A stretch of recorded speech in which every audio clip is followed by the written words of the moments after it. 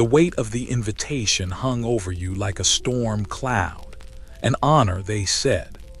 An evening with the emperor himself, the divine Caligula, in the heart of his magnificent palace.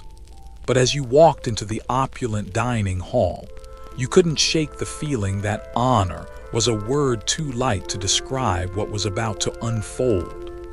The grandeur of the place, the marble floors that seemed to gleam with a sickly glow in the flickering oil lamps, felt more like a gilded cage. Your wife's trembling hand in yours was the only thing tethering you to the familiar world.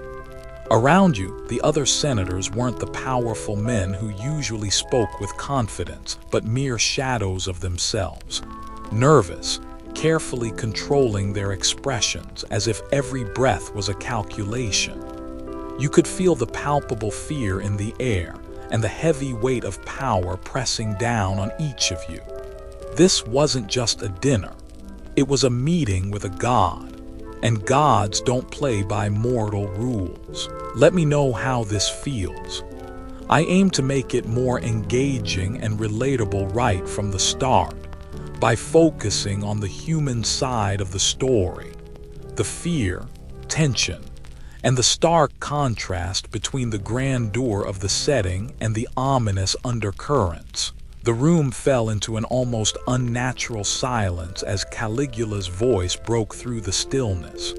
He leaned forward from his seat at the head of the table, his smile wide and strangely beautiful, but there was nothing warm in it. "Tell me, senators," he asked, his words curling like smoke around the room, "what is the most sacred bond in Roman society?" Your heart skips a beat. The question seemed innocent enough, but its weight felt suffocating. The senators exchanged uneasy glances. This was no ordinary dinner conversation. This was a test, a game where the stakes were your very survival. Senator Flavius, his voice betraying his discomfort, cleared his throat. "The marriage bond, Caesar, between husband and wife." He said it almost like a prayer, but there was a flicker of doubt in his eyes, a hesitation that didn't go unnoticed by Caligula. The emperor's lips curved into a knowing smile. "Precisely," Caligula purred, his eyes now glowing with a predatory light. "But what happens when a god desires what belongs to a mortal? What then, my philosophical friends?" Your blood runs cold. His words hang in the air like an omen. You can feel your wife's hand tightening in yours, her breath shallow. You look around the table, and for the first time, the powerful senators who usually command legions and provinces look like mere children, caught in the gaze of something far more dangerous than they could ever have anticipated. Caligula rises from his seat with fluid grace, his purple toga sweeping behind him. He paces before the table like a lion toying with its prey. The senators sit motionless, their eyes fixed on him, as if unable to look away. "Marriage," he continues, his voice soft but carrying an undeniable edge. That sacred institution that binds two souls, two bodies, two destinies together. But what if one of those bodies belongs to a god? What then, my friends, when gods make demands of men? His gaze shifts and you feel it, his eyes locking onto your wife. You swallow hard. The air feels colder now, even though the fire crackles in the brazier. The room, once grand and full of promise, feels suffocating. Senator Cassius, once a figure of steadfast authority, is visibly paling. His wife, Livia, is seated beside him, frozen, her eyes wide, unable to meet anyone's gaze. You can feel the tension growing like a storm cloud on the horizon. The emperor's eyes linger on Livia with a familiarity that stirs dread deep within you. His gaze doesn't just look at her, it claims her. You watch her stiffen, her back ramrod straight as she instinctively recoils under the intensity of his attention. And yet she does not rise as all eyes now turn to her expectantly. Caligula's smile widens as if he already knows the answer. "Livia," he says, his voice low, almost tender. "Such a beautiful name, a name that carries history, doesn't it? Wasn't that Augustus's wife's name as well, before she became Augustus's wife?" He pauses for effect, the room hanging on every word. Of course, she belonged to another man then too. The senator's stomach churns, the predator's claws are clear now. Caligula is not asking, he is claiming. His eyes seem to pierce through Livia, his words cutting deeper with each passing second. "Your wife's hand in yours has gone cold as ice, but you can't let go. You dare not." Livia rises slowly from her seat. The movement is measured, almost calculated. Her eyes never meet anyone's, least of all yours. She has been trained for this, though no one could have prepared her for what is unfolding. Trained to be the perfect Roman matron, to embody virtue and honor. But those ideals seem like fragile things in the face of a god's demands. She is Roman nobility, a symbol of virtue, and yet virtue becomes a luxury when the emperor deems it so. Caligula circles her like a hawk examining its prey. His eyes rove over her with an unsettling appreciation. "Beautiful," he murmurs, his gaze lingering on her like something vile. "Yes, Cassius, you have been blessed by fortune indeed." Your pulse races as the emperor's words begin to sink in. This isn't a dinner, this is an auction, a display of power, a cruel game where the prizes are not gold or land, but flesh, dignity, and lives. "You see," Caligula says, his voice almost a whisper, "fortune is fickle. What it gives to one man, it may take away from another." His hand moves through the air in a slow, deliberate gesture, as though he is weaving some dark magic in the room. A hushed silence follows. Every senator and every wife feels the sting of those words, but none dare speak, none dare protest. And then the emperor stops, his eyes gleaming like ice in the dim light. "Marriage," he repeats softly, his voice carrying the weight of a god's decree, "is but a bond between mortals." But what happens when a god desires the bond for himself? The question hangs heavy in the air, unanswered, as Livia stands before him, her dignity still intact, though her world has already started to crumble. You can see the quiet calculation in her eyes, the same look she has when facing difficult decisions, yet now it carries the sharp weight of survival. This is no longer just about honor. It is about power, control, and domination. And as the emperor's gaze returns to the rest of the room, you realize with a sickening certainty that Caligula isn't asking for permission. He is testing the limits of your loyalty, your dignity, and your humanity. Caligula's voice rises again, breaking the silence that has settled heavily over the room. His words feel like cold steel sliding into your heart. In the old stories, he continues, almost dreamily, as if lost in a distant memory, the gods took whatever woman struck their fancy. Europa Leo. These were not the gods of the mortals, but the true gods, and their desires were beyond reproach. He turns his gaze toward you and your wife, his eyes narrowing. Zeus took what he wanted, as did Apollo, as did Mars. Why should I be any different? The words spill out as though he is merely discussing a minor point of philosophy. The casual cruelty of it is staggering. His tone is light, but the meaning behind them is far from it. He speaks of divine power as though it were a right, something as natural and unchallenged as the air itself. The senator beside you shifts uncomfortably, his face flushed, sweat gathering at his brow despite the coolness of the room. No one speaks. The weight of what is unfolding presses down on everyone. Even those who have known Caligula for years, who have served him loyally, are realizing that his sense of divinity far exceeds what they had ever imagined. He is not just the emperor, he is the god they are meant to serve, and there is nothing outside his reach, not even the most sacred bonds. As if sensing the unease in the room, Caligula smiles again, this time a thin, almost predatory grin. "And I have been declared divine by the Senate itself, have I not?" He looks at each of you, one by one, as though waiting for the confirmation of your allegiance. Divine honors, divine privileges, divine appetites, he says, as though these are the natural entitlements of his station. "So tell me, my esteemed senators, what would happen if I were to desire something or someone?" His eyes linger on Livia once more, and you feel a tightening in your chest. The silence grows thicker, heavier.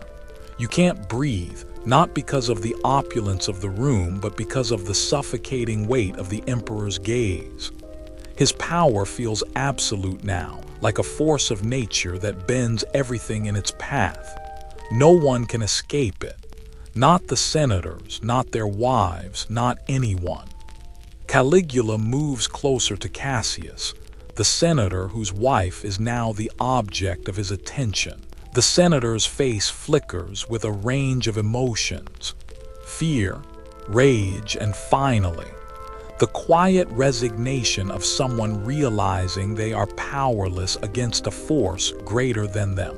"Cassius," Caligula murmurs, his voice suddenly soft and almost intimate, "have you ever wondered what happens when divine appetites meet mortal boundaries?" He takes a step forward, his eyes now almost cruel in their amusement. "What if the gods desire something that mortal laws cannot grant them?" Cassius looks as though the words are choking him. His wife, Livia, is still standing, her body stiff with tension, but her eyes, those eyes that once radiated the grace and strength of a Roman matron, are now clouded with fear. The emperor doesn't wait for an answer. He has no interest in the opinions of those who have been summoned to his table as mere pawns. He is the master of this game. "I want to show you something," he announces suddenly, clapping his hands once again. The sound echoes through the grand hall, sharp and commanding. "Follow me." The servants, who had been quietly circling the room, refilling cups and offering delicacies, disappear into the shadows. The torches in the corners flicker, casting strange, distorted shadows on the walls, their light barely holding back the darkness in the corners of the room. Caligula turns on his heel and walks toward the far end of the dining hall, the senators reluctantly rising to follow. You move with the others, feeling like a sleepwalker, your limbs heavy as if bound by chains invisible to anyone else. Each step feels like you are walking deeper into some unspoken nightmare, but you cannot turn back. The weight of power, the weight of fear, presses you forward. The corridors of the palace stretch before you, long, ornate, and strangely empty. Statues of past emperors line the walls, their marble eyes fixed on you like silent witnesses to whatever transgression you are about to witness. As you pass, their faces seem to stare at you, judging you, as though they too were once slaves to Caligula's insatiable hunger. At last, you reach a door at the end of a long hallway. The walls are adorned with strange, unsettling murals, images of gods and men entwined in scenes of unrestrained indulgence. The very air in the corridor seems heavier now, thick with the scent of incense and something more sinister. The door opens with a creak, revealing a large chamber beyond. Caligula steps inside without hesitation, and the senators follow, each man stepping across the threshold into a space that feels as though it has no boundaries, no rules, no morality, You stand in the doorway, looking at the room with a sense of growing dread. This is not a palace, nor a home. It is something else entirely, something dark and twisted. The Emperor, with his maddening confidence, is playing a dangerous game, and you realize with a sickening certainty that you are all just pieces in it. The room before you is vast, its ceiling supported by towering columns of black marble streaked with veins of gold. The floor is made of polished stone, gleaming beneath your feet. But it is not the architecture that steals your breath. It is the scene unfolding before you. Arranged throughout the space are beds and lounging couches, but not the simple wooden frames used in normal chambers. These are luxuriously designed, made of ivory, their surfaces inlaid with precious stones. Their frames, shaped like serpents, flowers, and vines, are works of art themselves. Tables are set between the couches, laden with cosmetics, perfumes, and strange objects whose purposes you'd rather not consider. And there, moving between the beds, are the most unsettling figures of all. Beautiful men and women in various states of undress, walking, sitting, and lying down.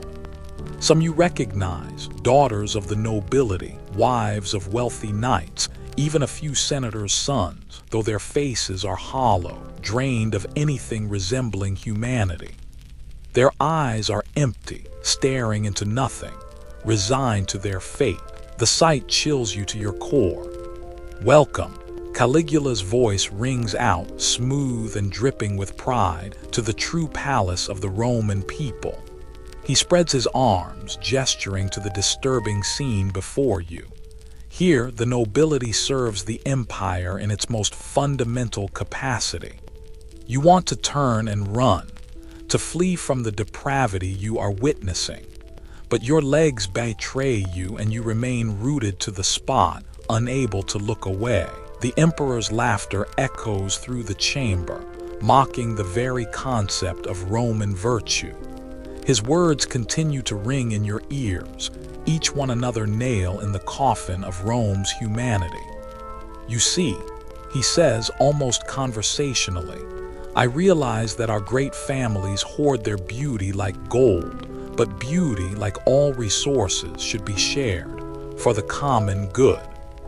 The finality of his statement hits you like a slap. The game is no longer about philosophy, about power. It is about something far darker, the destruction of the very thing that once made Rome great. The senator looks around, desperately searching for a way out, but in Caligula's empire, there is no escape. The room feels suffocating now. The grand chamber, once a symbol of imperial power, is nothing more than a gilded cage. Every piece of furniture, every ornament, every eye, every glance seems to serve one singular purpose: to strip away the dignity of those who stand within. And at its center, your wife, Livia, stands like a statue, her figure frozen beneath the cold, calculating gaze of Caligula. He moves around her slowly, like a predator circling its prey. His eyes linger on her, tracing every inch of her, from the delicate curve of her neck to the way the light catches in her hair. There is nothing but possession in his stare, a look that devours, not admires. You are exquisite, Livia, Caligula murmurs almost to himself. His voice is soft, honeyed, but his intent is sharp, a blade hidden in the sweetness. Such beauty, such refinement, a true jewel of Rome. You feel your chest tighten, a wave of helplessness crashing over you. You've seen men fight for honor, for power, for wealth, but this is something else. This is the crumbling of everything that once stood firm. The Roman ideals of family, of virtue, are being erased in front of your eyes, reduced to nothing more than a tool in Caligula's hands. Livia stands motionless, her gaze fixed straight ahead, unwilling to meet anyone's eyes. She's a Roman matron, trained to embody virtue, to maintain grace under pressure. but even she can't escape the weight of the emperor's gaze. There is no honor in this room, only a terrible, suffocating reality. Cassius, Caligula's voice rings out, pulling your thoughts back to the present. I see you admire your wife's beauty, but what is it really worth? If beauty is a gift from the gods, should it not be shared? He looks to you then, his eyes narrowing, his lips curling into a smile.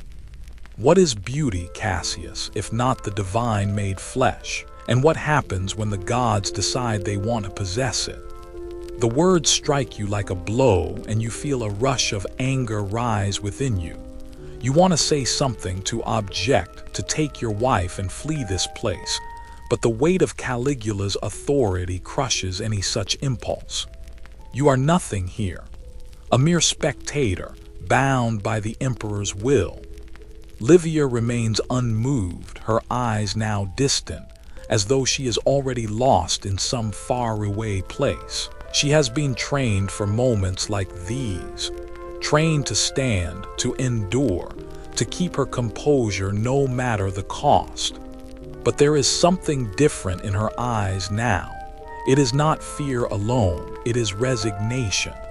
The emperor steps closer, his movements languid, almost sensuous. Stand, Livia, he commands, the words soft yet laden with an undeniable power. Let everyone admire the craftsmanship of the gods who shaped you. There is no hesitation this time. Livia rises slowly, her back straight, her hands at her sides. The room watches in silence, every eye fixed on her. You see her take a slow breath, her chest rising and falling as if she is bracing herself for what is to come. You want to call out to her, to warn her, but the words die on your tongue. There is no escaping this. Caligula has already claimed her, and all you can do is bear witness to it. As she rises, you notice a subtle shift in the room. The senators, those men who once held the reins of Rome's vast empire, now appear as if they too are trapped in Caligula's web. They are prisoners, bound not by chains, but by fear, fear of speaking out, of defying the emperor, of losing their own lives. Caligula's smile widens as he watches Livia. Beautiful, he says again, his voice almost tender. A work of art indeed, and yet like all art she belongs to the world, to Rome, to me. The room holds its breath. The senators, the servants, even the very walls of the palace seem to pulse with anticipation. You can feel your own heartbeat in your chest, loud and steady, as though it is the only thing in the room still human. Cassius, Caligula says, his voice cold as steel, I have no need to ask permission from you. The bond between husband and wife, that is no longer your concern. You want to step forward to say something, anything that might challenge this insanity, but your feet feel like they are stuck in place. This is not just a dinner. It is not just a spectacle. It is a reordering of everything that once made Rome great. The senators are silent. Even those who in the past had boasted of their power, their influence, now sit frozen, their eyes downcast, unwilling to speak. They have all become accomplices in this crime, unwilling or unable to defy the god who rules them.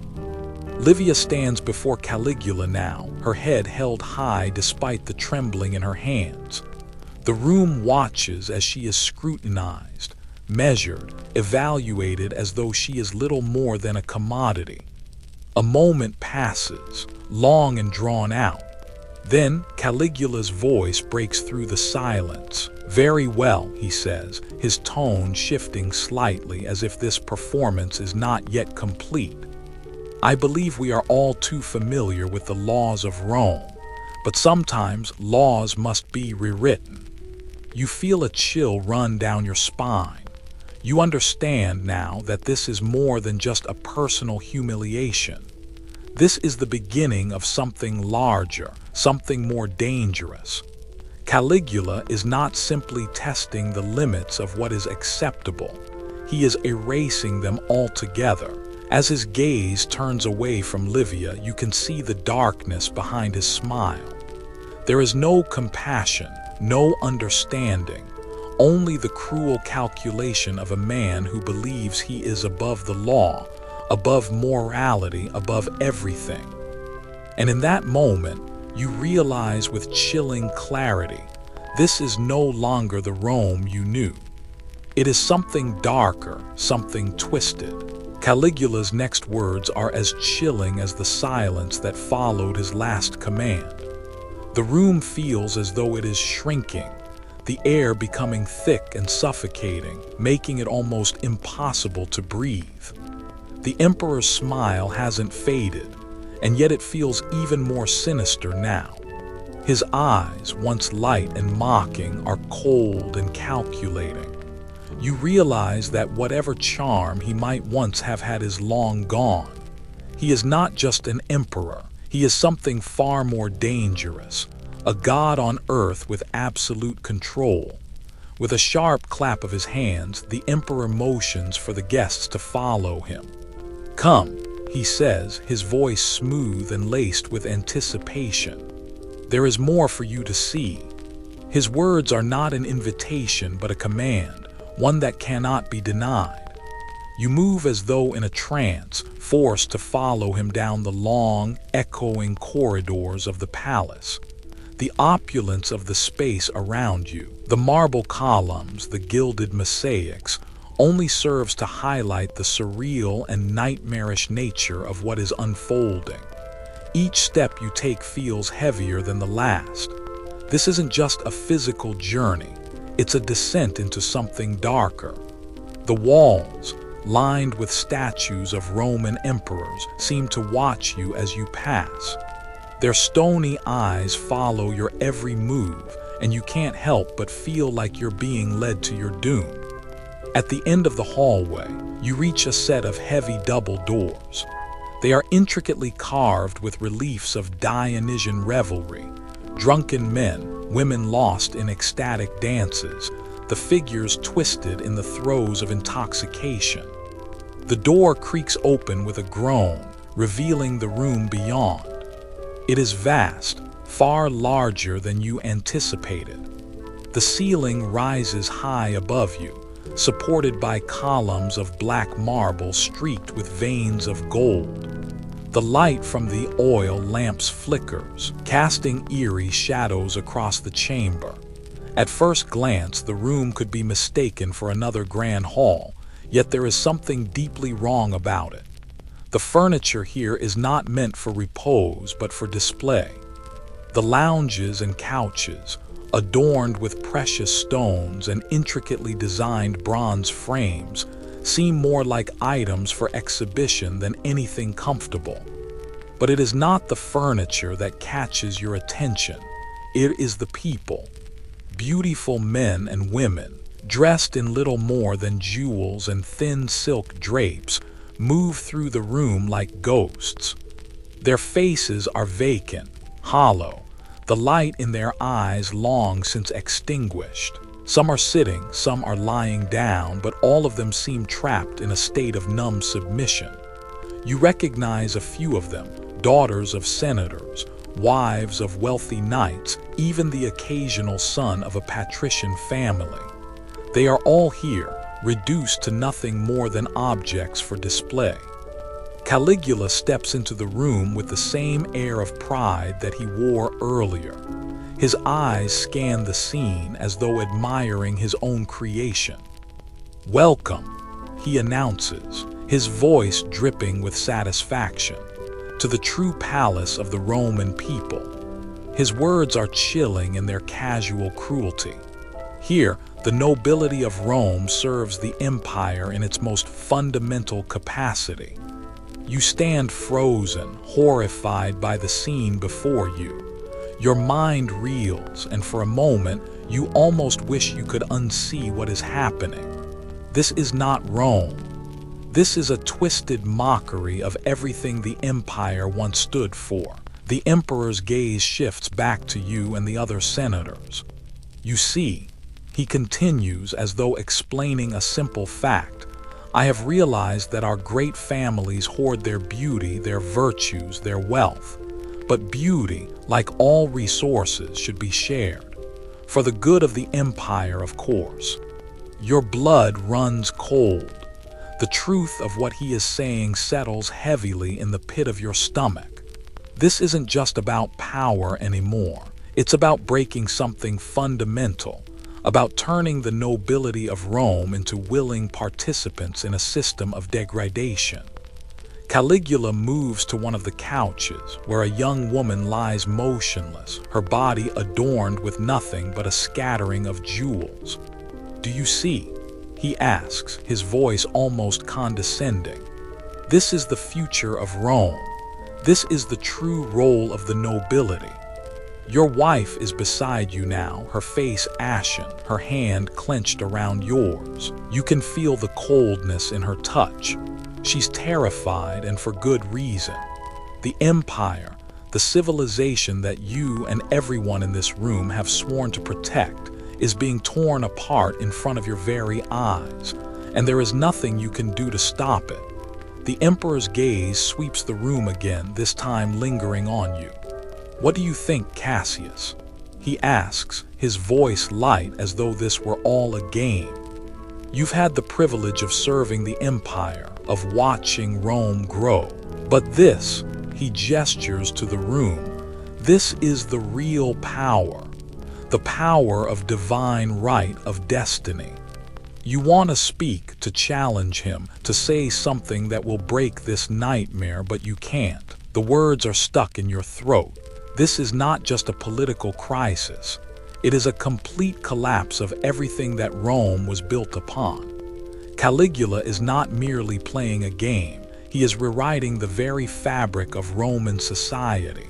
He moves towards another part of the room, his steps slow and deliberate. He stops before a woman, her face turned away from the others, her expression vacant. "Beautiful, isn't she?" he says, almost to himself. "Such pure, untouched beauty. And yet, like all beauty, it must be used, not hoarded." The woman's eyes flicker as she hears his words, but she doesn't speak, doesn't move. She has long since lost any will of her own. "Look at them," Caligula says to you, his voice taking on a dark, almost gleeful tone.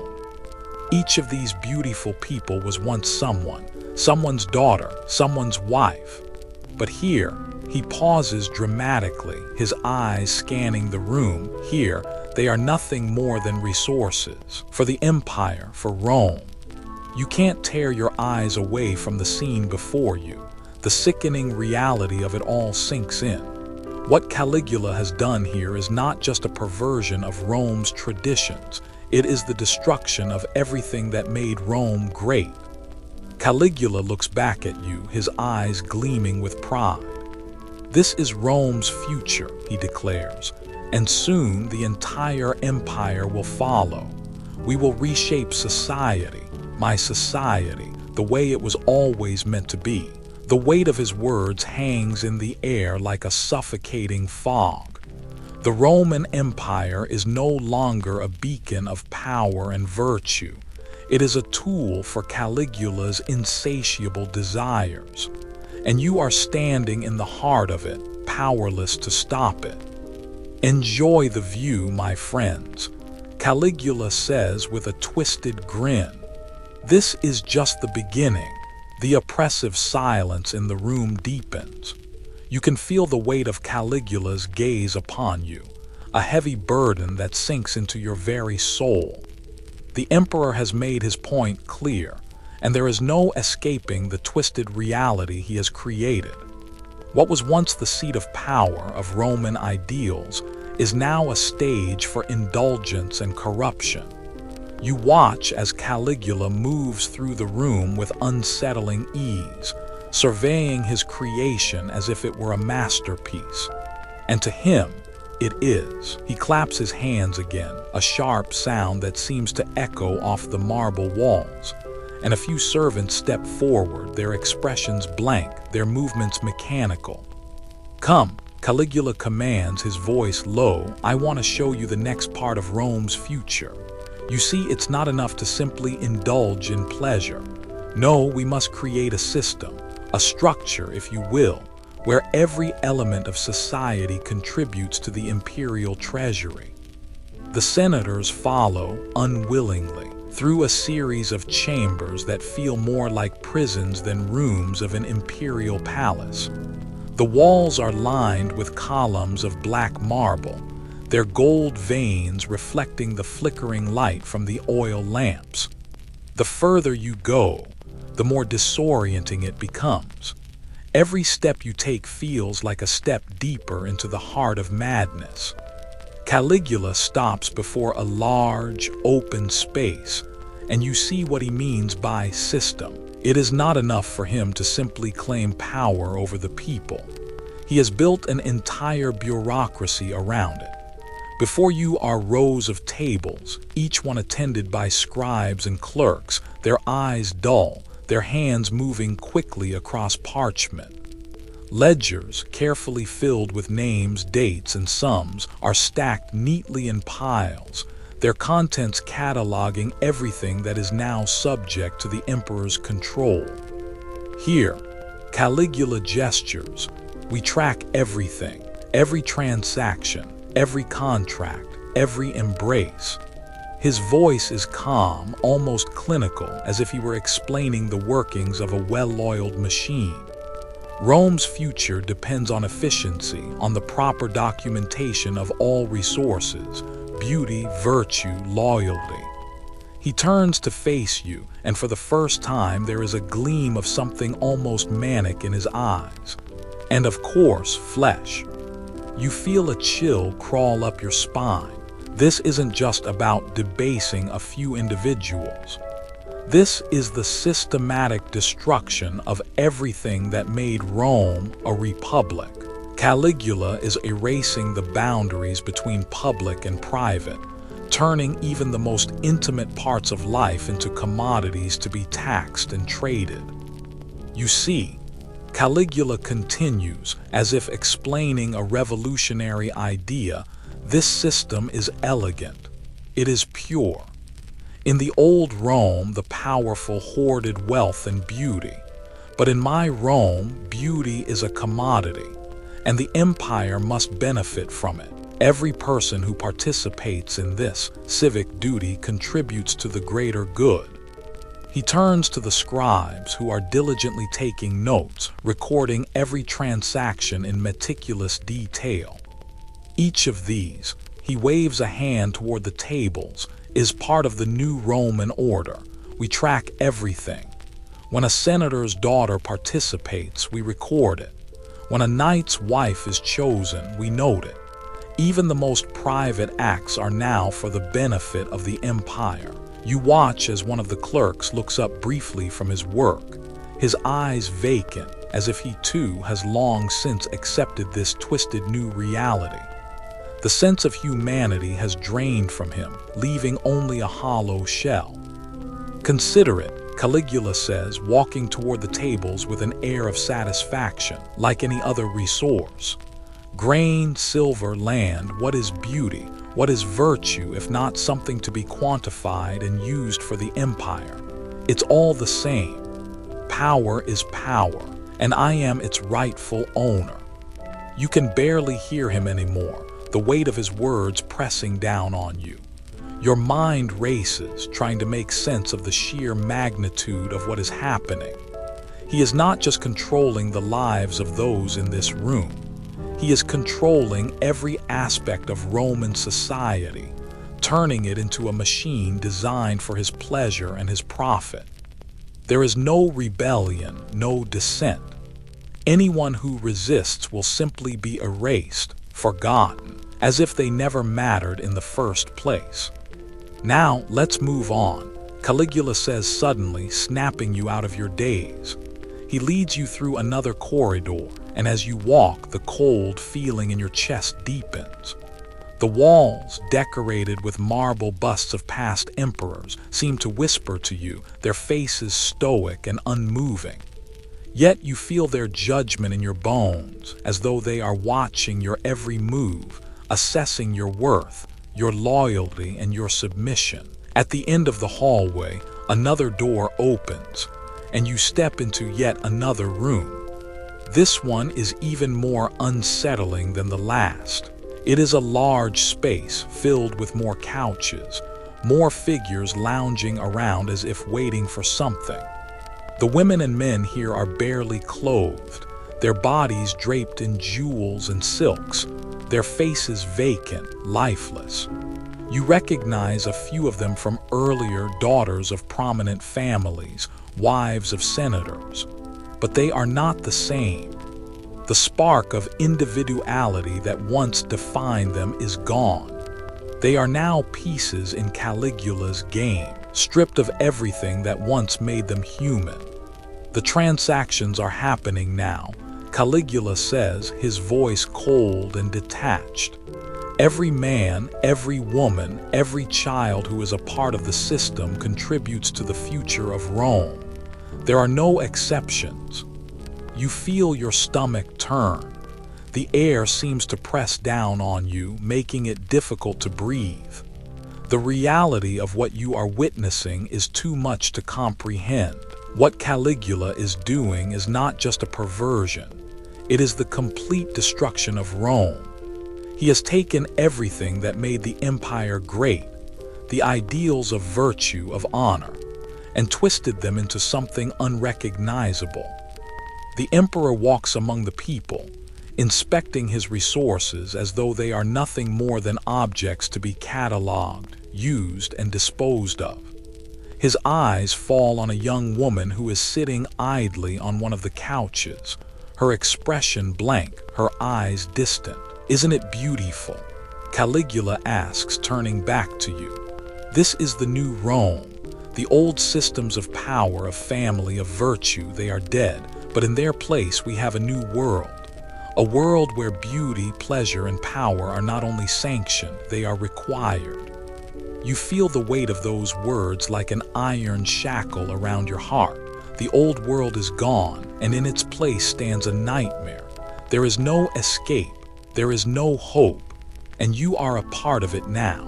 Caligula's presence is oppressive, as if he is not just the emperor of Rome, but the very embodiment of its new, terrifying future.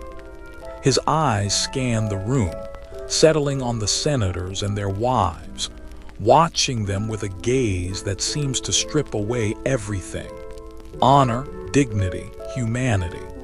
You feel like nothing more than a cog in a machine that is grinding everything you once held sacred into dust.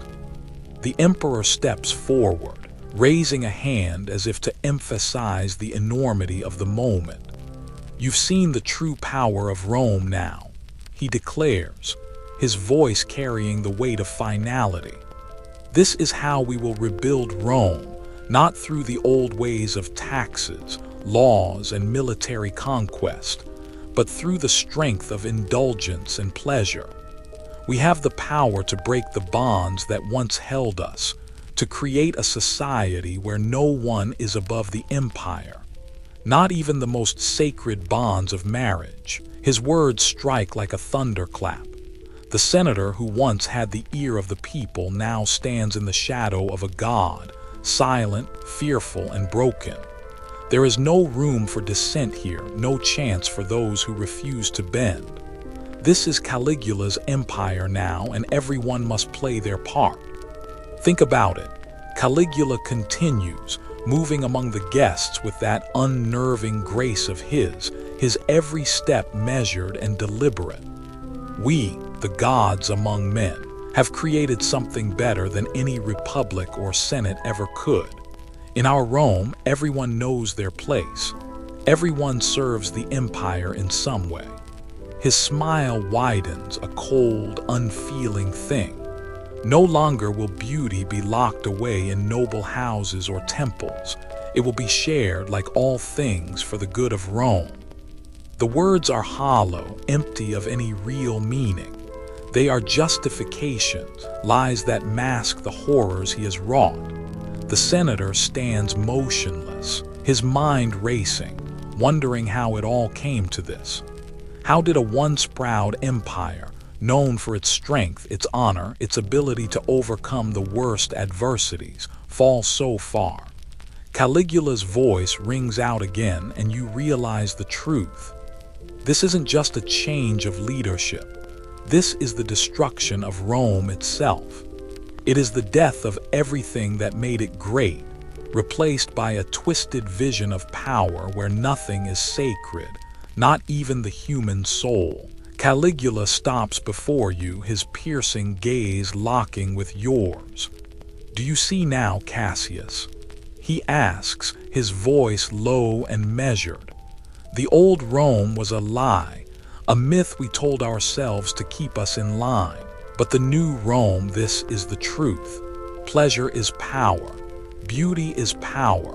We will remake the world in our image, and no one will stand against us." The words hit you like a physical blow, the weight of them sinking deep into your chest. You want to protest, to shout, to tell him that this cannot be the future, that the empire must not fall to his whims. But the reality is inescapable. The emperor's vision is already being realized.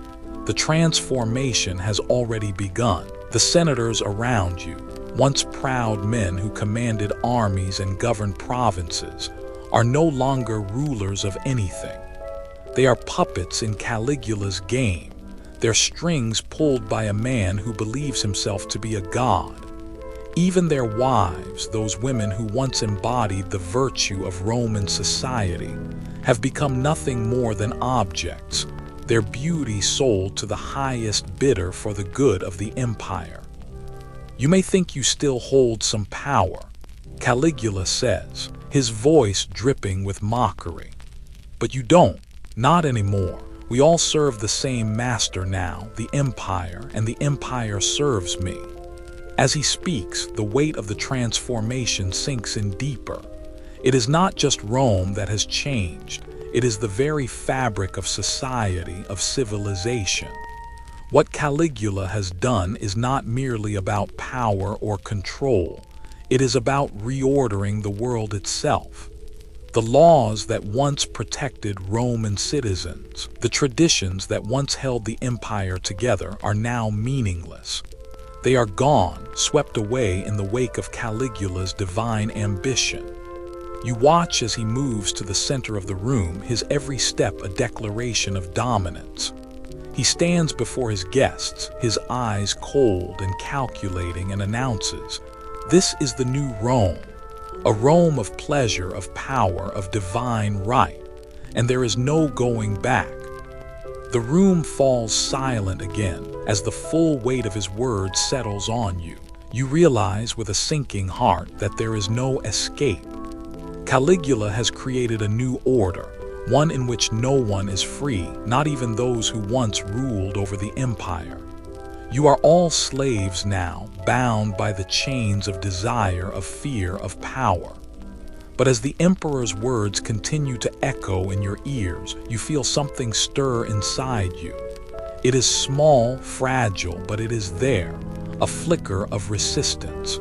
You cannot accept this. You cannot allow the empire you once loved to fall into this madness. You glance at your wife who stands beside you, her face pale but resolute.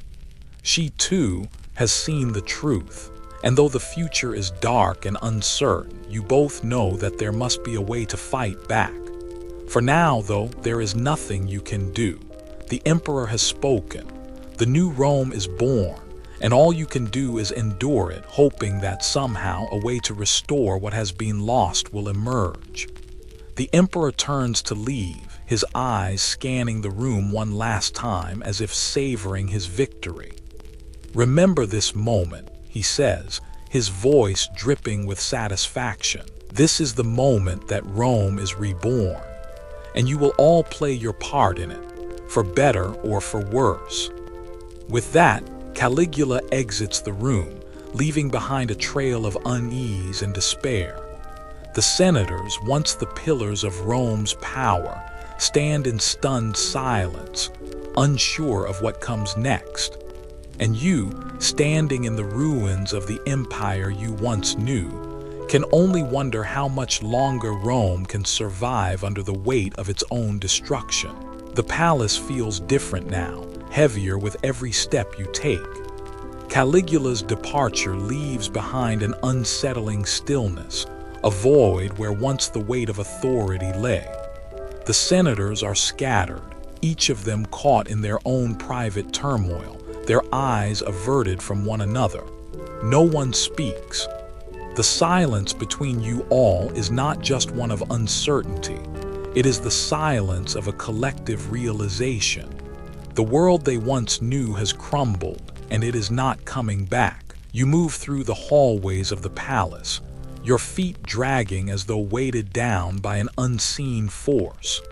The grandeur of the walls, the gilded ceilings, the vast rooms filled with treasures and beauty, none of it holds any meaning anymore. All of it feels empty, like a hollow shell, a facade that masks the rot beneath. The marble busts of emperors past seem to stare at you with eyes that once held the pride of Rome. Now, their gaze is one of judgment, as if they, too, know that the end has begun. Livia walks beside you, her hand still clutching yours, but there is a distance in her touch now. It is as though a part of her has already left, already resigned to the nightmare that has taken root in the heart of the empire. Her face is pale, her eyes distant, and for the first time, you wonder if she has already given up on trying to fight this. You reach a secluded corner of the palace, away from the eyes of the others, and for the first time since the dinner began, you feel the freedom to speak. But when you turn to her, the words stick in your throat. What is there to say? The empire is no longer a place of glory. It is no longer a bastion of strength or virtue. It is a playground for a madman, a cruel god who seeks only to fulfill his own desires.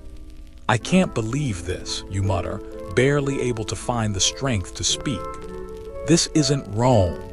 This isn't what we fought for, what we believed in. Livia's eyes meet yours for the first time since the dinner, and there is a hollow sadness in them. I know, she whispers, but I don't know what to do anymore. Her voice cracks with the weight of it all. He's a god, Cassius. No one can stand against him, not now, not after what we've seen. The words hit you like a punch to the stomach. She's right. Caligula has claimed divinity.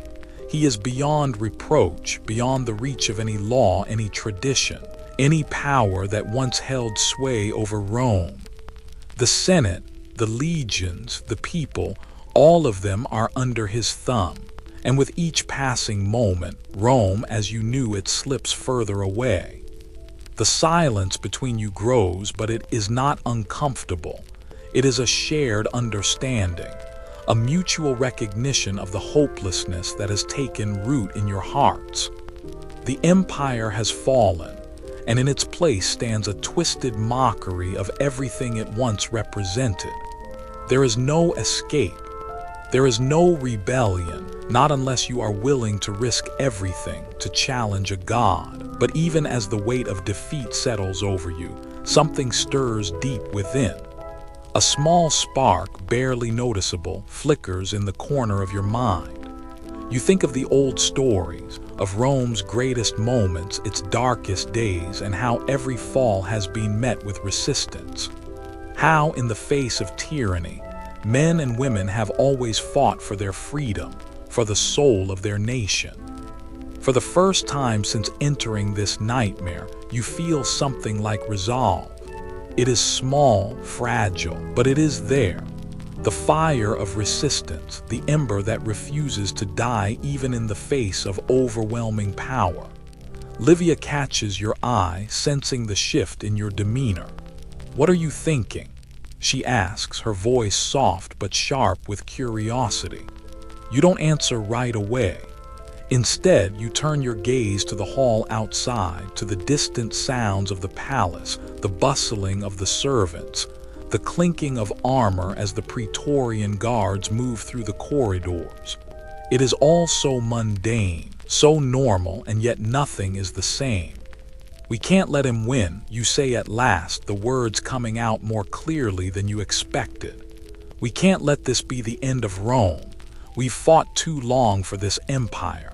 I won't watch it fall without doing something. Livia looks at you, her eyes searching yours as if measuring the weight of your words. Her hand trembles slightly in yours. For a moment, you wonder if she too is thinking the same thing. That resistance, though dangerous, is the only choice left. You're right, she says quietly, her voice steadying with resolve. We can't let it end like this. The air between you shifts, no longer heavy with resignation, but charged with a new, fragile hope. You have no idea what the next step is. You have no plan, no allies, no certainty that anyone will stand with you. But the spark is there, and it is enough for now. The question remains, what will you do? How will you challenge a god who controls the fate of the empire? You don't have the answer yet, but for the first time, you feel something like a glimmer of possibility. The fire that burned in the heart of Rome may have dimmed, but it has not gone out. And as you and Livia stand together, uncertain yet resolute, you realize that perhaps this is not the end of Rome. Perhaps it is only the beginning. The palace feels even more stifling now. Each corridor you walk through reminding you of how deeply Caligula has embedded himself into the very heart of Rome. It is not just his presence that fills the halls, but the weight of his control, a suffocating force that twists the very fabric of the empire into something unrecognizable. But as you walk with Livia, side by side, a new resolve begins to form inside you. The senator, the man who once thrived in the Senate's chambers, who debated, who made decisions for the empire's future, now finds himself a fugitive in his own home. The power that once resided in the hands of men like him has slipped away, stolen by a mad god, and for the first time, he realizes that Rome has ceased to be a land of principles and ideals. It is now a land where only one principle survives: obedience. And that obedience is demanded by Caligula. You stop before a large window, staring out at the horizon. The sun has set, casting the sky in hues of red and orange, as if the earth itself is burning under the weight of Caligula's rule. The sight stirs something deep within you, a feeling that, despite the vastness of the empire and the emperor's twisted vision, the world outside the palace still exists. There are still people out there who hold Rome close to their hearts, who remember what it was meant to stand for. Livia's voice breaks through your thoughts. What do we do now, Cassius? She looks at you, her face filled with both fear and determination. Caligula has all the power. He has the Senate, the army, the people. He's changed everything. I don't know how we can fight him. Her words hit you like a wave, and for a moment, doubt gnaws at you. How can one man, one emperor, be so consumed by madness and still hold everything in his grasp? But even as the doubt creeps in, you feel the ember of resistance grow stronger. There is a way, there must be a way. We fight back, you say, your voice steady. But we do it carefully. We don't challenge him head on, not yet. We need allies, men and women who still believe in Rome. We need to find the ones who can help us. The idea seems impossible. Who in the Senate, who among the people would dare defy Caligula? Who could stand against an emperor who calls himself a god? But then again, even gods have their weaknesses. Every empire has cracks in its foundation, and it's in those cracks that resistance can grow. You turn to Livia. We'll need to meet in secret. We can't let anyone know our plans, not Caligula's spies, not his Praetorian Guard. We'll find those who can still be trusted, the ones who know what Rome really is and what it should be again. She nods slowly, her face grim. But how do we even begin? Who can we trust? The Praetorian Guard is everywhere. They are the emperor's eyes. Not everywhere, you reply. There are men still loyal to Rome, not to Caligula. We'll start with them. Those in the Senate who have resisted the emperor's madness, and those in the army who still believe in the Roman way. We won't confront him directly, but we can sow the seeds of rebellion. A whisper here, a word there, and we'll build something stronger. Livia looks at you, her eyes full of a mixture of fear and hope. She doesn't speak, but you can see the change in her. She understands. This is the only way forward, if there's any way forward at all. We'll have to be careful. You continue pacing now as the plan begins to take shape in your mind. Caligula is a god in his own eyes, but gods have their vulnerabilities. If we can find a way to divide his power, to separate him from his closest allies, we might just have a chance. But it will take time, patience. We'll need to work in the shadows. Livia nods again, and for the first time in days, there is a spark of something in her eyes, something more than the resigned acceptance she had worn earlier. It's a spark of defiance. We will need to gather information, you say, your mind already racing with plans. We'll find out who in the Senate is still loyal to Rome, who in the army might be disillusioned with Caligula. We'll have to do it quietly without drawing attention. No one can know, not yet, and we must be careful who we trust. The enormity of the task begins to weigh on you, but you push it aside. There is no time for doubt. The future of Rome rests on this fragile alliance. And more than anything, you know that the next step, the first step, begins with finding those who still believe. The room falls into silence again as you both stand there, the weight of your decision sinking in. This will not be easy. You know the danger you face, the cost of defying Caligula. But in that moment, as you look at Livia, you realize that this is the only path left, the only one worth taking. Tomorrow we begin, you say, your voice firm. We find those we can trust. We work in the shadows and we wait. We wait for the right moment to act. Livia steps closer to you, her hand in yours, her grip firm. Together then, she says quietly, for Rome. For Rome, you echo, and in that simple phrase, a shared resolve begins to form. The journey ahead will be long and the road treacherous, but it is the only road that can lead to redemption. You turn away from the window, leaving the beautiful, crumbling palace behind you, and set your sights on the future, a future where Rome can still be saved. The days that follow are a blur of careful planning and quiet meetings, all conducted under the cloak of secrecy. Every decision, every word is weighed carefully. You know that any mistake, any slip of the tongue could lead to disaster. The palace is crawling with spies, and Caligula's reach extends far beyond its marble walls. The time for subtlety is now. Bold actions would come later, but first, you must build a foundation. You and Livia begin by reaching out to a few trusted senators, men whose loyalty to Rome you know runs deeper than their fear of Caligula. One by one, you meet them in dark corners of the city, far from the prying eyes of Caligula's guards. Some of them are reluctant at first. Fear has gripped their hearts, and the idea of defying the emperor feels like a death sentence. But slowly, your words begin to work their magic. You remind them of what Rome was, of the glory, the honor, the unity that once defined the empire. And as you speak, you see the flicker of old resolve rekindle in their eyes. But not all are willing to join the cause. Some of the men you once considered allies are too far gone, too entangled in Caligula's web to break free. They tremble at the thought of disobeying him, knowing full well that the price of defiance is death. It stings, but you accept it.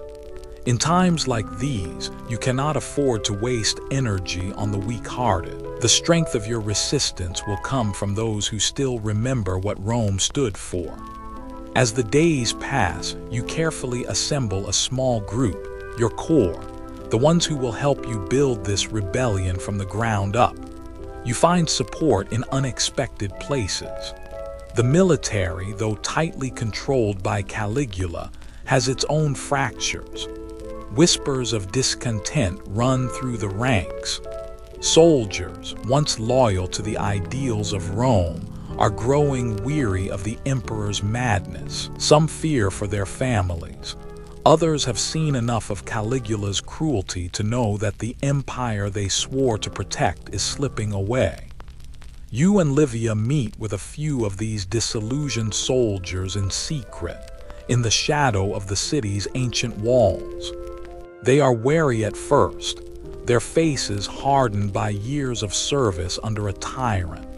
But as you speak, you see their doubt give way to something stronger, a desire for change, for action.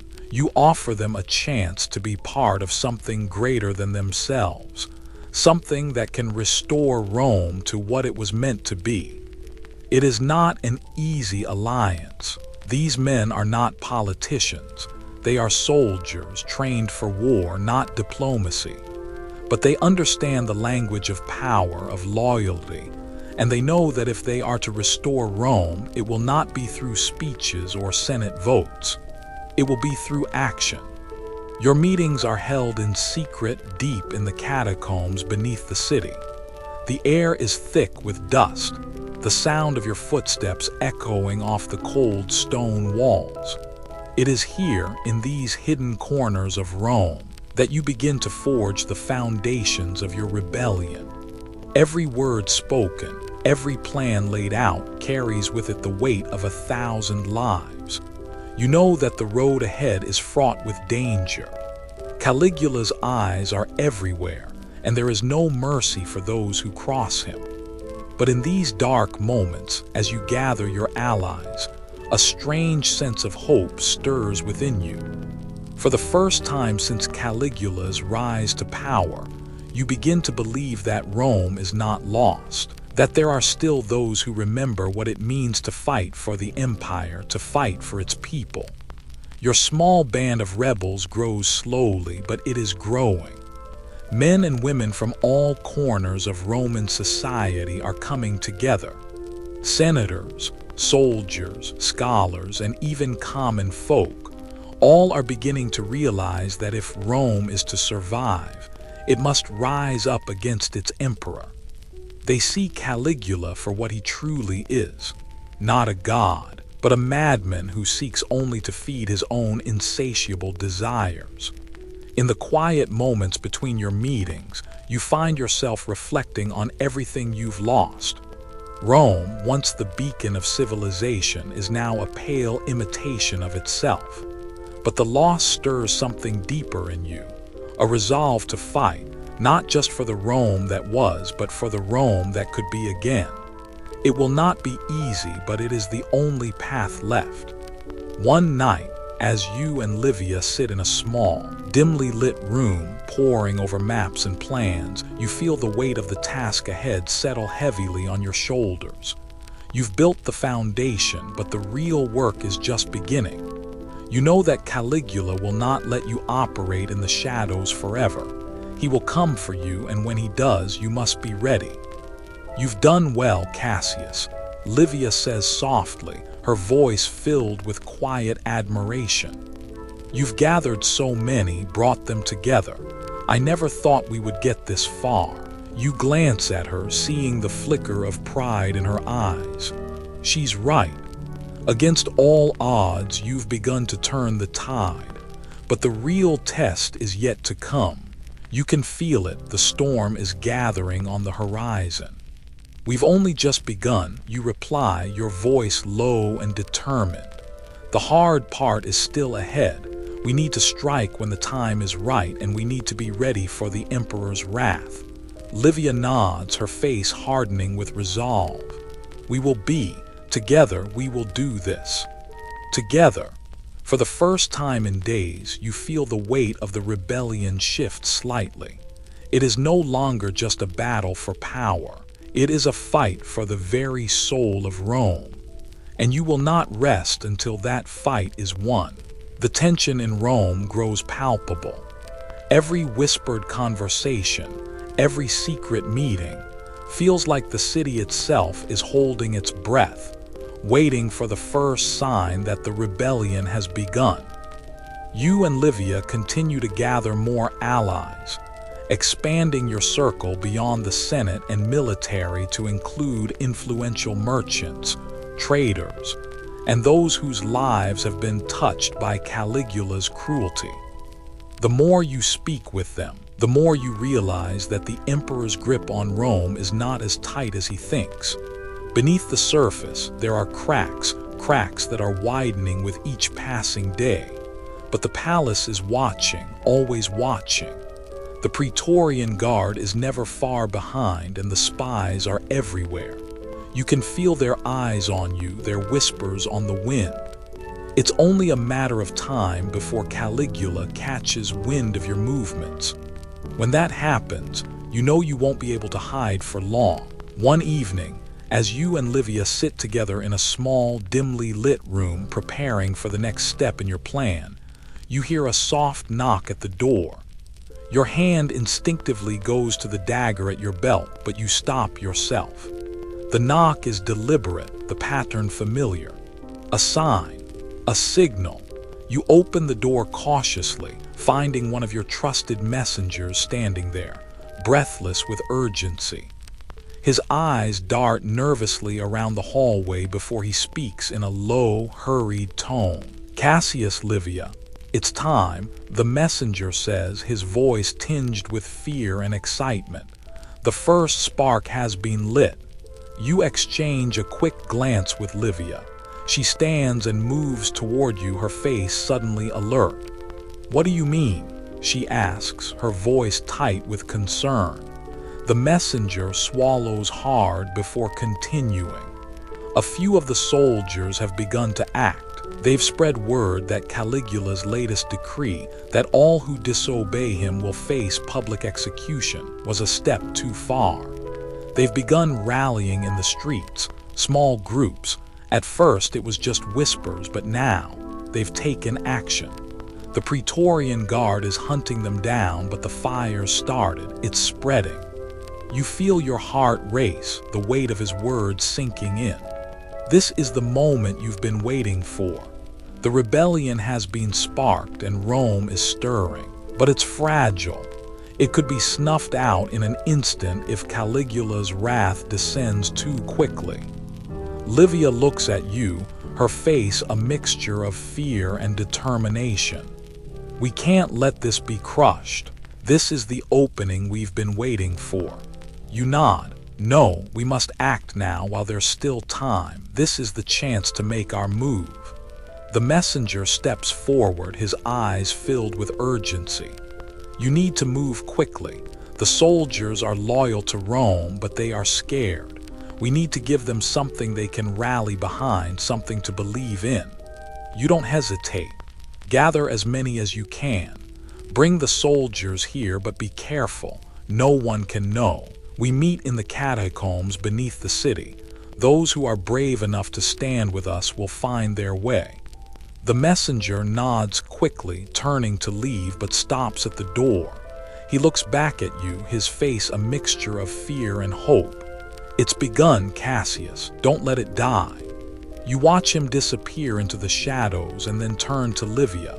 Her eyes are wide with both the gravity of the moment and the uncertainty of what's to come. "This is it," you say quietly, your voice steady with the weight of responsibility. "This is the turning point." Livia steps closer, her hand gripping yours tightly. "And we're ready," she says, her voice unwavering. "We've come too far to turn back now." Together, you move quickly, gathering your allies, preparing them for the moment that will determine Rome's future. The catacombs beneath the city become your refuge, a hidden place where the rebellion can grow in secret. It is a place where Rome's true heart still beats, away from Caligula's eyes, away from his tyranny. As you descend into the shadows, you realize that this is just the beginning. The fight for Rome will not be won in a day nor with a single strike. It will be won through unity, through strength, and through defiance. And as you enter the depths of the catacombs, you feel the first stirrings of hope. The rebellion is no longer just an idea. It is real. It has begun. The catacombs beneath Rome are a labyrinth of dark corridors and ancient stone. The flicker of torchlight illuminates the faces of your allies as they gather, nervous but resolute. This is no longer a secret meeting. This is the beginning of something larger, a movement, a fight for Rome's soul. And the walls of the city, steeped in history, seem to echo with the weight of the decisions being made here. As you stand at the front of the room, looking out at the men and women who have gathered, you can feel the gravity of what you're about to undertake. These are not just soldiers and senators. They are fathers, sons, daughters, everyday Romans who have seen their world fall apart and are now ready to rise again. The faces before you are a mixture of fear, determination, and hope. Some are seasoned veterans of battle. Others are civilians who have never held a sword. But all are united by a singular belief, that Rome, the Rome they once knew, can be saved. Livia stands beside you, her presence a steadying force. You glance at her and see the same determination reflected in her eyes. She has become more than just a partner in this rebellion. She is the backbone of it, helping to rally those who might otherwise have been too frightened to join. Together, you have forged a bond that is stronger than any force Caligula could throw at you. We have no time to waste. You begin, your voice carrying across the room. The emperor believes that Rome belongs to him, but it does not. It belongs to the people, to us, and together we will take it back. The words are simple, but they strike a chord in the hearts of those gathered. This is the rallying cry they've been waiting for, something to ignite the fire that has been smoldering beneath the surface. The rebellion may have started with whispers, but now it is a flame, and it will not be extinguished easily. The group listens as you lay out the plan. You will strike at key points throughout the city, military outposts, supply routes, and the centers of Caligula's power. The Praetorian Guard will be your first target. They are the ones who enforce Caligula's rule, the ones who ensure his control over the empire. If you can take them down, even for a brief moment, it will send a message, a signal that the tide is turning. But even as you outline the steps, a lingering question remains. Will the people of Rome rally behind you? Can you trust them to rise up against the emperor? Caligula has ruled through fear, and many Romans have learned to bow to that fear, to live in the shadow of his wrath. You know that convincing the people to join this fight will take more than just words. It will take action, and it will take sacrifice. Livia looks at you, her brow furrowed. Do you think they will come, the people, the soldiers who still believe in Rome? I don't know, you admit, but I have to believe that there are enough of them, that there are enough people who still remember what this empire was, what it can be again. She nods slowly, her gaze steady. We can't afford to hesitate. Every moment we wait, Caligula tightens his grip. And so, with the plan set in motion, the first wave of resistance begins. The soldiers begin to move silently and swiftly, infiltrating the city's key points. Your allies, civilians, former senators, even former slaves who once served Caligula's court, spread the word. Small gatherings turn into larger ones, and the rebellion begins to spread like wildfire.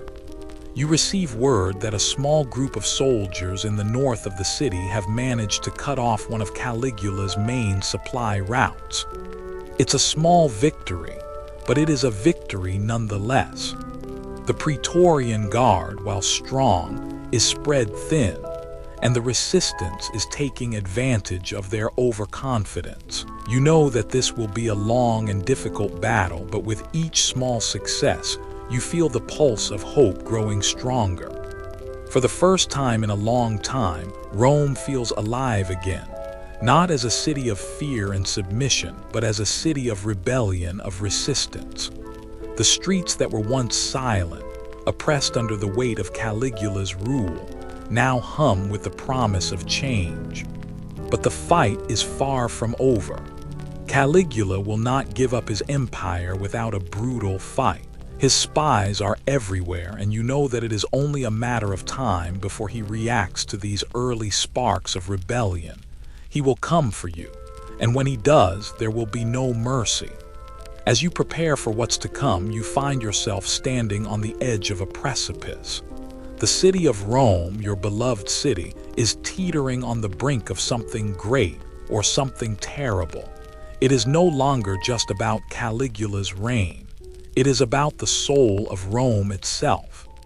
In the distance, you hear the faint sounds of drums, the low rumble of an army gathering. It could be the sound of the rebellion growing stronger, or it could be the sound of Caligula's forces marching to crush it. But one thing is certain: the storm is coming, and you will not back down. The first clash comes sooner than expected. The rebellion, though still in its infancy, has already drawn Caligula's attention. The Praetorian Guard, once the emperor's iron fist, is now fractured and divided, some still loyal to their emperor, others questioning whether they can continue to serve a mad god. As news of the small victories spread through the city, the tensions in the streets escalate. The people begin to rise. The soldiers have made their move, striking key locations, sabotaging Caligula's supply lines, and spreading word of the rebellion's cause. In response, the emperor tightens his grip. Caligula is not a man to be trifled with, and he will not allow any challenge to his absolute authority. You and Livia stand in the heart of the catacombs, the low hum of the city's unrest vibrating through the stone walls. The sounds of rebellion, the clash of metal and cries of defiance are becoming all too familiar. You know that this is just the beginning, the first of many battles that will determine whether Rome can be saved or if it will burn under the weight of Caligula's fury. The time has come, Livia says, her voice steady, though her eyes betray her concern. She looks out at the small army gathered in the catacombs, a mix of soldiers, citizens, and former slaves. They are all here for one reason: to reclaim Rome from the emperor's grip. You nod, the weight of leadership heavy on your shoulders. We must strike before Caligula can respond. The longer we wait, the more he will consolidate his power. He won't hesitate to use the full force of the Praetorian Guard to crush us. Livia's gaze hardens. We can't let that happen. We've come too far. You look at the map spread before you, pinpointing Caligula's strongholds and the locations where his forces are weakest. There are only a few key targets left: the palace, the Praetorian barracks, and the gates of the city. If you can take these, you may have a chance to topple him, but it won't be easy. Caligula will not go down without a fight. The palace is the final objective, you say, more to yourself than to Livia. If we can take control of it, we'll have Caligula where we want him, but we'll need to move quickly. The longer we wait, the more time we give him to prepare. The catacombs buzz with anxious energy as you give the final orders to your soldiers. There is fear, yes, but there is also something else: determination. You are no longer just fighting for your lives. You are fighting for the very soul of Rome. The streets of the city are in chaos. The rebellion has sparked a fire, and the people are no longer willing to sit idly by. You hear the distant sounds of battle, the clanging of swords, and the roar of defiant voices. It is a sound that both terrifies and exhilarates you. But you know that it won't be long before Caligula sends his most loyal soldiers into the streets, hunting down the rebellion. The emperor's wrath will be swift and merciless. If you're to have any chance of success, you must act now. The plan is set. You and your soldiers will strike at the Praetorian barracks first, cutting off Caligula's most trusted guards from the rest of the city. From there, you will make your way to the palace. Time is of the essence. You have only hours before the full force of Caligula's army arrives to crush your forces. As you prepare to leave the catacombs, Livia approaches you. Her face is a mask of resolve, though her eyes betray a deep sadness. "We may not survive this," she says quietly, "but we must do it for Rome." You meet her gaze, and in that moment you know that you are no longer just fighting for your own survival. You are fighting for the future of the empire, for the future of everything you once held dear. "For Rome," you say, your voice steady despite the fear creeping into your heart. With a final glance at the gathered rebels, you lead them into the streets. The city is dark, the shadows of the buildings stretching long across the cobblestones. The moon is hidden behind thick clouds, and the only light comes from the distant torches of the rebels and the occasional flash of a sword drawn in the heat of battle. You move quickly, silently, through the narrow streets, making your way toward the Praetorian barracks. Your heart beats in time with the rhythm of your steps, each one bringing you closer to the heart of Caligula's power, and closer to the moment when everything will change. The first skirmish is quick but brutal. The Praetorian Guard, caught off guard by your sudden assault, scramble to defend their post, but they are outnumbered. The sound of steel on steel echoes through the streets as the rebellion spreads like wildfire. You and your soldiers push forward, clearing the barracks and securing the area. But you know this victory is temporary. The real battle lies ahead. The path to the palace is now open, but the hardest part is yet to come. As you approach the gates, the unmistakable sound of hooves fills the air. You turn to see a line of Caligula's most loyal cavalry emerging from the shadows, their armor gleaming in the torchlight. Your soldiers brace themselves for the coming fight. The cavalry is a formidable force, but you have the advantage of numbers. And with the rebellion now well and truly underway, you know there is no turning back. You give the order to charge, and the battle begins in earnest. The clash of swords, the shouts of men, the crash of bodies hitting the cobblestones fills your ears. It is chaos, but it is a chaos that you can control. The cavalry presses forward, but the rebellion holds its ground. Slowly, steadily, the momentum shifts in your favor. The Praetorian Guard is losing ground, and Caligula's once invincible forces are now feeling the weight of their emperor's madness. But as the battle rages on, you catch sight of something that makes your blood run cold. More of Caligula's elite guard, reinforcements charging toward your position. The cavalry was just the first wave. You know what this means. Caligula is coming for you. The final push will come, and it will come soon. The battlefield outside the gates of the palace has become a maelstrom of violence. The clashing of metal, the screams of men, and the pounding of hooves echo through the streets. You stand at the heart of it all, your heart pounding as you fight alongside your soldiers, desperately holding your ground. The rebellion's momentum has shifted, but it is far from a victory. You feel the weight of Caligula's forces pressing in from all sides. The cavalry, though initially pushed back, has regrouped, and now a new wave of Praetorian Guard has arrived. Their armor gleams in the torchlight, their weapons sharp and deadly. The reinforcements have turned the tide once again, and now it's your turn to fight harder than ever. You shout orders, rallying your soldiers to hold their position. There's no retreat, no fallback. The palace lies ahead, just beyond the battlefield, and with it, the heart of the emperor's power. This is the final confrontation, the one that will determine whether Rome can survive the madness of Caligula, or whether it will be doomed to burn in the flames of tyranny. Livia stands by your side, her face grim but determined. Her sword is raised, her eyes scanning the battlefield, and you can see the same fire in her as when you first began this rebellion. She hasn't wavered, not for a moment. Together, you've built this rebellion from nothing, and you will see it through no matter the cost.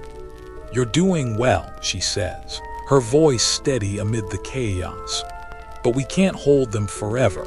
We need to get to the palace, to the heart of Caligula's power." You nod, the weight of her words sinking deep into your chest. The palace is within reach.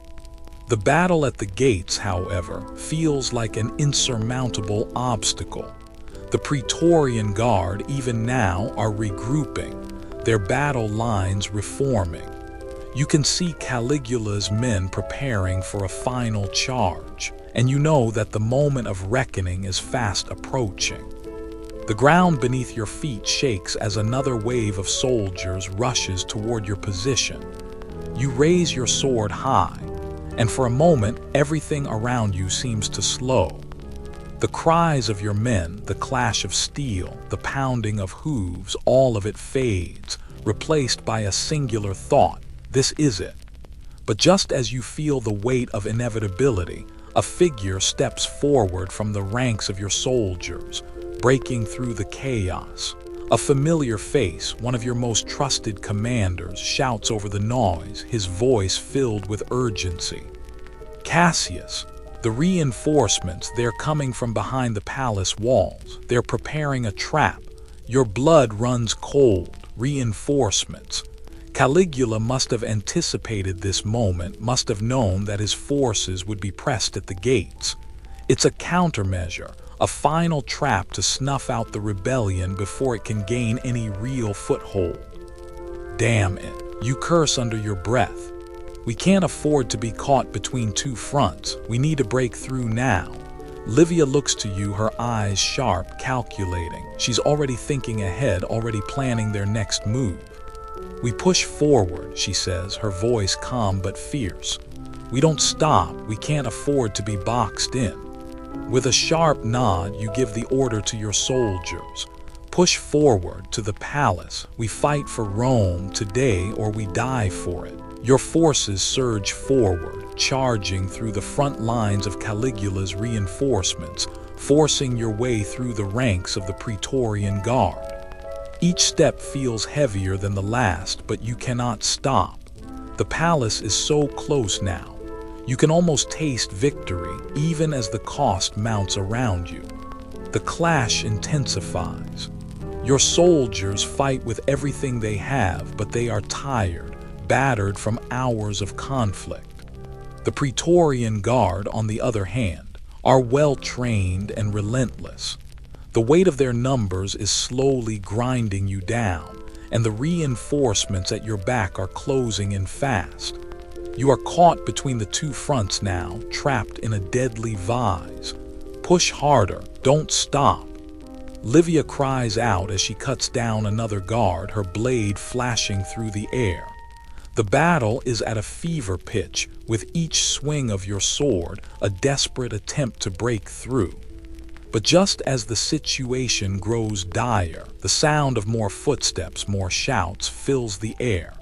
You turn, expecting the worst, but instead you see something that makes your heart leap.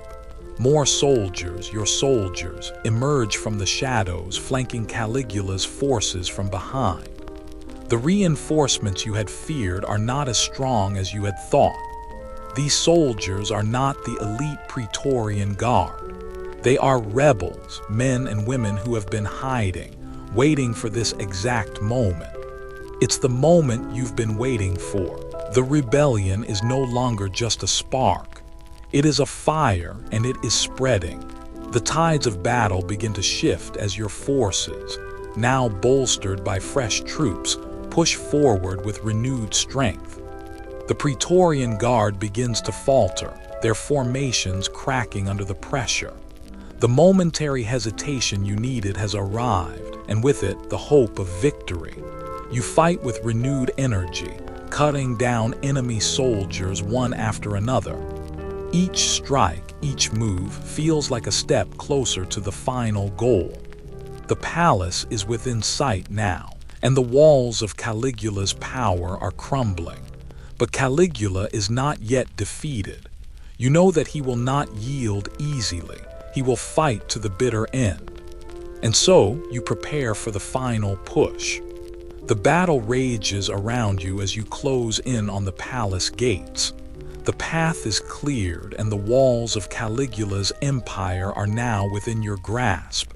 But the true battle, the battle for Rome's soul, has only just begun. The gates of the palace stand before you, tall and imposing. But now, they feel more like the threshold to Rome's future than an entrance to Caligula's fortress. The walls are no longer the insurmountable obstacles they once were. Your soldiers have broken through the first wave of Caligula's guards, and the palace is within reach. Victory is close, but the emperor's wrath is far from over. You can feel the pulse of the battle echoing through your veins. The fight has been long and bloody, and although Caligula's forces are in retreat, they are not yet defeated.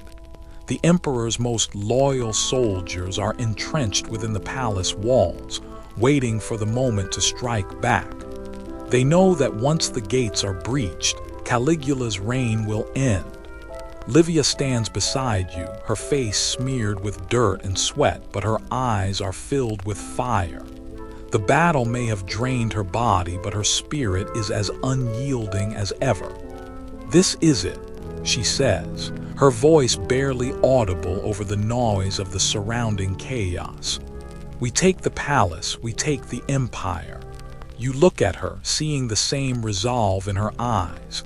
This is no longer just about defeating Caligula. It's about reclaiming Rome, about returning it to the ideals that once made it great. "We will," you reply, your voice firm, "for Rome." With a final glance at your soldiers, you give the order to advance. The gates are breached, and your forces pour into the palace courtyard. The sight is surreal. What was once the seat of power, the heart of an empire that spanned continents, is now a battleground.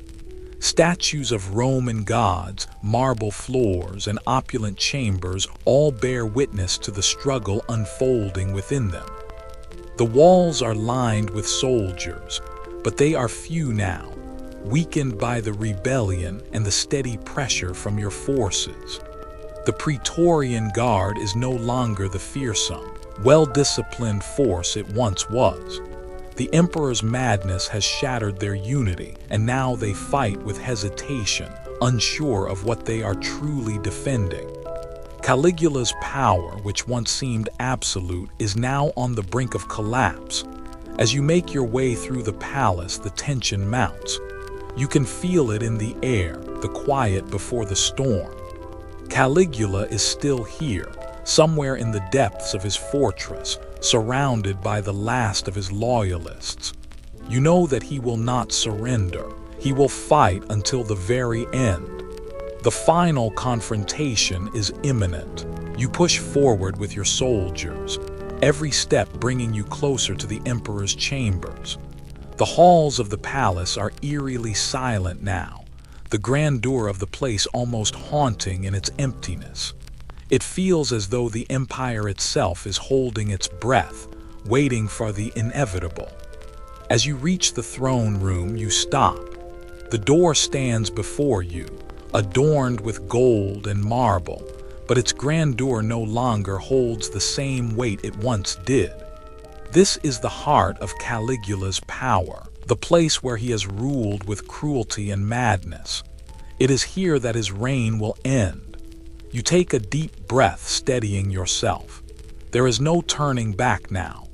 With a signal from you, your soldiers push the door open. Inside, Caligula stands, his back to you, facing the throne. His silhouette is bathed in the dim glow of the flickering torches. He doesn't turn as you enter, but you can hear the sharp intake of his breath, the quiet, controlled anger that simmers beneath his exterior. "So it is you," Caligula says, his voice cold and filled with disdain. "The traitors, the cowards who dare to defy me." You step forward, your sword drawn, but your eyes fixed on him. "No, Caligula," you reply, your voice steady. "We are the ones who fight for Rome, for what it was meant to be, not what you've turned it into." He turns slowly, his eyes wild with fury. "You think you can take this from me?" He sneers, his hand rising to gesture toward the throne. "This throne, this empire, it is mine." You can see the madness in his eyes now, the same madness that has driven him to this point. His grip on reality is slipping, and with it so is his power. The empire that once bent to his will is now crumbling at his feet, and he knows it. "You were never meant to rule Rome," you say, stepping forward. "You were meant to serve it. You are a cancer to this empire, Caligula, and your reign ends today." Caligula laughs, a bitter, broken sound. "You think you've won." His voice is filled with venom. "You think this will change anything? I am a god, and Rome will fall without me." With a sudden movement, he reaches for a dagger hidden at his side. But before he can draw it, you are upon him. The fight is over in moments. Your sword strikes with precision, and Caligula falls to the floor, his body crumpling with the weight of his arrogance. The throne room falls silent once again. For a moment, it feels as though time has stopped. You stand over the emperor, the man who once held the fate of the empire in his hands, now a broken, defeated shell. Livia steps forward, her eyes searching your face. "It's over," she whispers, the weight of those words settling over both of you. You nod slowly. The emperor is dead. The rebellion has succeeded. But as you look around the throne room, you realize that the battle for Rome is not truly over.